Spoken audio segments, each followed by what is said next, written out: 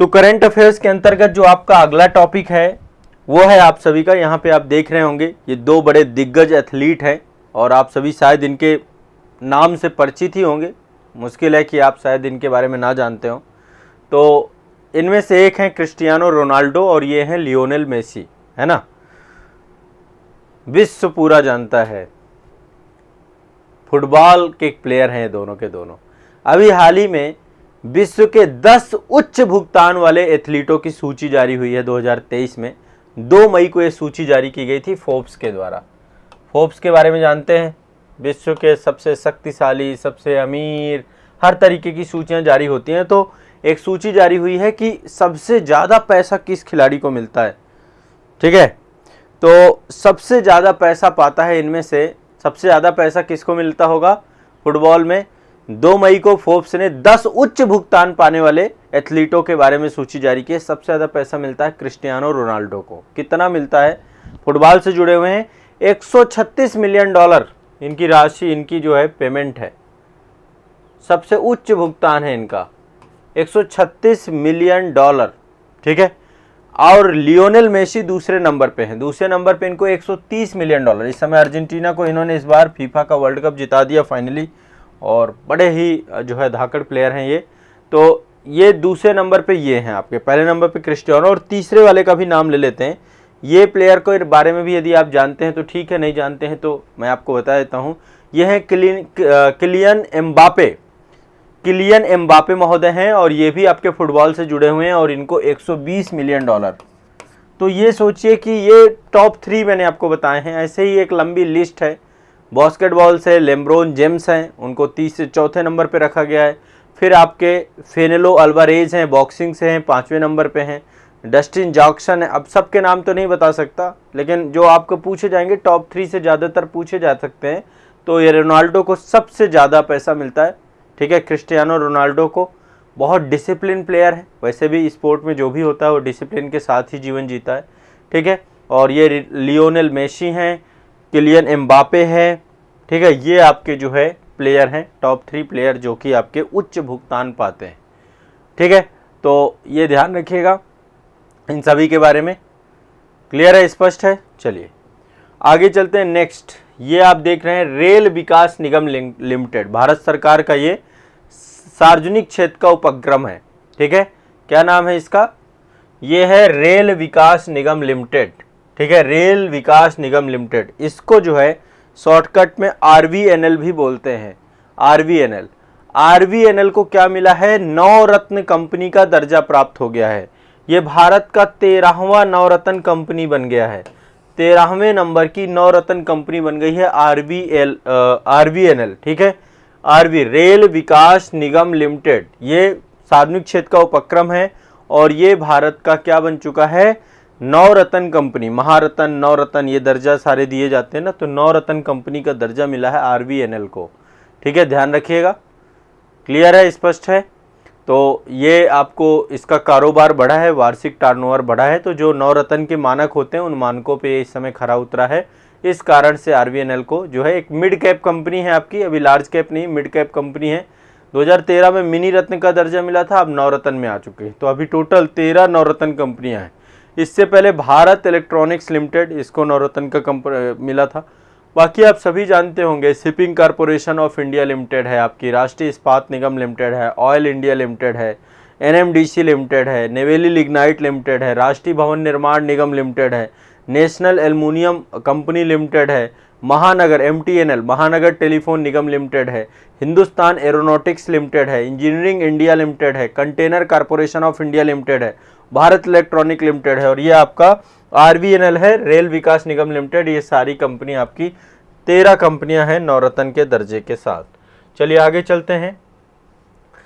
देश में 157 नए नर्सिंग कॉलेजों की स्थापना को मंजूरी दी है कैबिनेट ने। नए नर्सिंग कॉलेज बन रहे हैं। देखो मेडिकल कॉलेज तो बन ही रहे हैं, लेकिन अब सरकार चाह रही है कि साथ साथ नर्सिंग कॉलेज भी बन जाएं। तो 157 नए नर्सिंग कॉलेज पूरे देश में बनाए जा रहे हैं।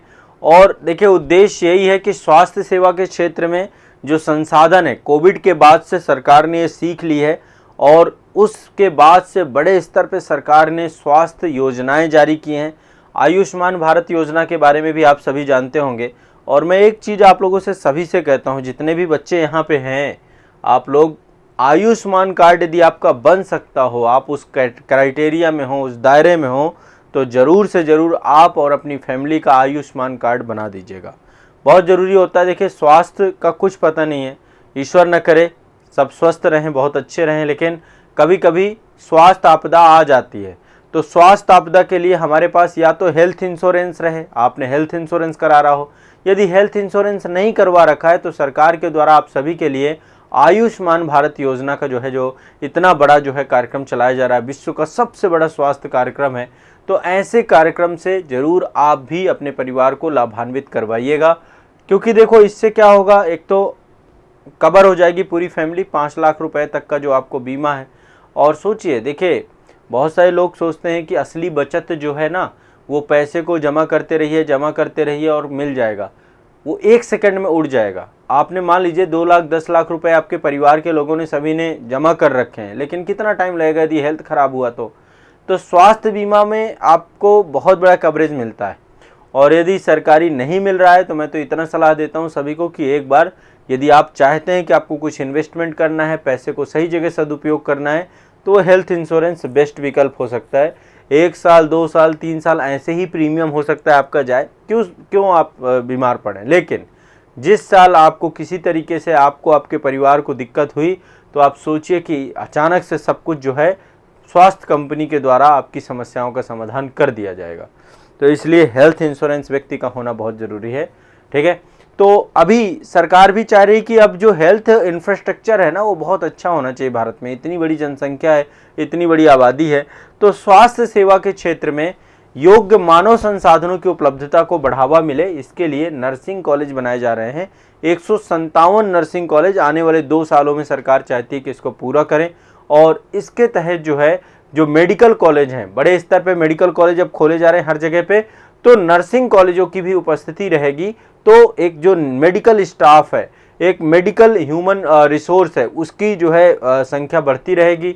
मौजूदा जो इंफ्रास्ट्रक्चर है, स्किल है, प्रयोगशालाएं हैं या जो सुविधाएं हैं, इन सभी का अधिकतम उपयोग किया जा सकेगा। और हम चाहते हैं कि बड़े स्तर पे हमारे देश की राष्ट्रीय स्तर पे मेडिकल समस्याओं को हम प्रॉब्लम को सॉल्व कर सके। तो लगभग 1570 करोड़ रुपए इसके लिए एलोकेट किया गया है मेडिकल कॉलेज के लिए। और हम प्रयास यही करेंगे कि बड़े स्तर पे काम हो सके। चलिए, ये हो गया आपका। नेक्स्ट है इंडिया का मेडटेक एक्सपो 2023 का आयोजन हुआ था। किसका हुआ था? Medtech expo. मेडटेक एक्सपो, ये भी आपका इसका अल्टीमेट उद्देश्य यही है कि देश में जो चिकित्सा उपकरण है उसके क्षेत्र में विकास किया जाए। वैश्विक स्तर पर जो उनकी ज़रूरतें हैं, वैश्विक स्तर पर जिस तरीके के हमें मेडिकल उपकरण चाहिए, उन उपकरणों को हम विकसित कर सकें। और यदि हो सके तो उनको जो नहीं है उनको बना सकें, उनकी संभावनाओं का पता कर सकें। तो मेडिकल उपकरणों को लेकर के आपका मेडटेक एक्सपो ये कहाँ हुआ था? मेडटेक इसको 2023 का था। ये गुजरात गांधीनगर में आयोजित हुआ था। ठीक है, गुजरात गांधीनगर में। ये वैसे 2022 में हुआ था, 18 से 20 ये पिछले साल भी आयोजित हुआ था। इस साल जो आयोजित होना है आपका 18 से 20 अगस्त 2023 में आयोजित होना है। अभी आयोजित नहीं हुआ है, पिछले साल भी आयोजित हुआ था, हर साल आयोजित होता है आपका। ठीक है, ये 2023 का है। ठीक है, पिछले साल आपका 2022 में आपका ये आयोजित हुआ था 9 से 11 दिसंबर 2022 को। और ये नई दिल्ली में हुआ था 2022 वाला नई दिल्ली में हुआ था। 2023 वाला जो होना है वो गांधीनगर गुजरात में होना है। ठीक है, तो उद्देश्य सिर्फ है चिकित्सा उपकरणों के क्षेत्र में काम करना।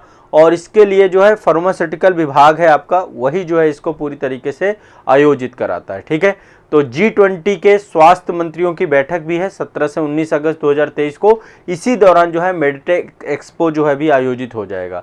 स्वास्थ्य मंत्रियों की बैठक भी होगी G20 के, और उसी के साथ ही आपका इंडिया मेडटेक एक्सपो का भी आयोजन किया जाएगा। ध्यान रखिएगा इसको। ठीक है, तो मेडटेक एक्सपो आपका पिछले साल वाला 9 से 11 दिसंबर, ये आपका प्रगति मैदान नई दिल्ली में हुआ था। और ये वाला आपका गांधीनगर गुजरात में होगा। चलिए आगे चलते हैं। हाँ, नेक्स्ट देखो, G20 शिखर सम्मेलन भारत में इस साल होना है और इसलिए G20 से कोई ना कोई खबर है आपकी बनी रहती है। G20 पर्टियन एक्सपो 2023 का आयोजन हो रहा है, ये हो चुका है, इसी साल हुआ है 25 अप्रैल के आसपास, 23 से 25 अप्रैल को आपका G20 पर्टियन एक्सपो, G20 पर्टियन एक्सपो ये आपका कहाँ हुआ है, जयपुर राजस्थान में। G20 पर्यटन एक्सपो ये आपका कहाँ हुआ है, जयपुर राजस्थान में।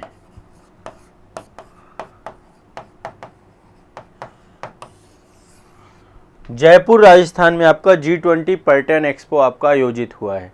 ठीक है, किसके द्वारा किया गया, पर्यटन मंत्रालय भारत सरकार के द्वारा राजस्थान सरकार के पर्यटन विभाग के सहयोग से पूरा का पूरा किया गया है। और ये जो है ग्रेट इंडियन ट्रैवल बाज़ार के 12वें संस्करण का आयोजन किया गया है और ये जो है पर्यटन के बड़े आयोजनों में से एक है और उद्देश्य यही है कि भारत में टूरिज्म को कैसे और डेवलप किया जाए और कैसे बेहतर किया जाए। ठीक है, ध्यान रखना है इसको। चलिए आगे चलते हैं। अगला है आपका एक बैंक है, आप सभी जानते होंगे, इसका नाम है Asian infrastructure investment bank, AIIB। ठीक है, इसने अपना पहला विदेशी कार्यालय इस्टेब्लिश किया है और ये बनाया जा रहा है कार्यालय आपका अबू धाबी में, दुबई में आपका पहला कार्यालय बनाया जा रहा है AIIB का। AIIB का पहला जो है आपका क्या बनाया जा रहा है, कार्यालय बनाया जा रहा है, दुबई में बनाया जा रहा है कार्यालय। ठीक है, पहला कार्यालय आपका दुबई में बनाया जा रहा है। देखिए, इसके बारे में आपको कुछ चीज़ें बता देता हूँ। इसका परिचालन प्रारंभ किया गया जनवरी 2016 में। जैसे कि वर्ल्ड बैंक है, जैसे कि ADB है, वैसे ही आपका AIIB भी बनाया गया है, एशियन इंफ्रास्ट्रक्चर इन्वेस्टमेंट बैंक। तो ये 2016 में स्थापित किया गया एक बहुपक्षीय बैंक है। ठीक है, इसका मुख्यालय कहाँ है, बीजिंग चीन में है आपका। तो उद्देश्य क्या है, बेसिक इंफ्रास्ट्रक्चर पे को लेकर ऋण देना, निवेश करना, एशिया का इकोनॉमिक डेवलप करने को लेकर के बढ़ावा देना, बुनियादी जो है जो कनेक्टिविटी है जैसे कि रोड है, सड़क है, परिवहन है, तो चीन के द्वारा ही इसकी पहल की गई थी AIIB की। एशियन इंफ्रास्ट्रक्चर इन्वेस्टमेंट बैंक जो है, भारत अभी इसका हिस्सा नहीं है, तो ये जो है ये अबू धाबी दुबई में जो है ये आपका इसका पहला कार्यालय बनाया गया, पहला विदेशी कार्यालय बनाया गया है। ध्यान रखिएगा इस बात का। ठीक है, अब ये क्या है, जो मध्य पूर्व वाला, मिडिल ईस्ट वाला क्षेत्र है, तो विश्व में एक रणनीतिक गंतव्य के तौर पे काम करेगा, सतत आर्थिक विकास को हासिल करने में बुनियादी ढांचा परियोजनाओं को बनाने में काम करेगा। ठीक है, तो इसका पहला जो है आपका विदेशी ब्रांच इसकी बनाई गई है, कार्यालय बनाया गया अबू धाबी में। तो एशियन इंफ्रास्ट्रक्चर इन्वेस्टमेंट बैंक, ये आपका आज के करंट में G20 का पर्यटन एक्सपो आपका। इसके बाद ये इंडिया मेडटेक के बारे में चर्चा हो गई, मेडटेक 2023 के बारे में। इसके बाद आपका 157 नर्सिंग कॉलेज खोला जाना है। RBNL को आपके जो है नवरत्न का दर्जा दिया गया है और ये आपके जो है क्रिस्टियानो रोनाल्डो जो है सबसे उच्च भुगतान पाने वाले एथलीटों में से एक हैं। भारत के टॉप 10 में कोई नहीं है। ठीक है, तो ये आज जो है आपका महत्वपूर्ण करंट अफेयर में से एक है। आप इस करंट अफेयर्स को पढ़िए, याद करिए, रट जाइए और आप सभी को ये करंट अफेयर्स बहुत काम करेगी। एक एक करके आपको बस रटते जाना है। जैसे जैसे आप रटते जाएंगे चीज़ें, आपको रटने का मतलब है रिवीजन। मैं जितनी बार आपको रटना शब्द यूज करूं, इसका मतलब मैं रिवीजन के लिए आप लोगों को प्रोत्साहित कर रहा हूं। रिवीजन करेंगे, यही चीज़ आपकी हो जाएगी। ठीक है, और अभी तक जितना पढ़ा दिया है उसका भी रिवीजन करिए। 1-2 बार 3 बार पढ़ने से हमेशा के लिए चीज़ें हो जाएंगी और एग्ज़ाम में अच्छा कर पाएंगे। ठीक है, चलिए।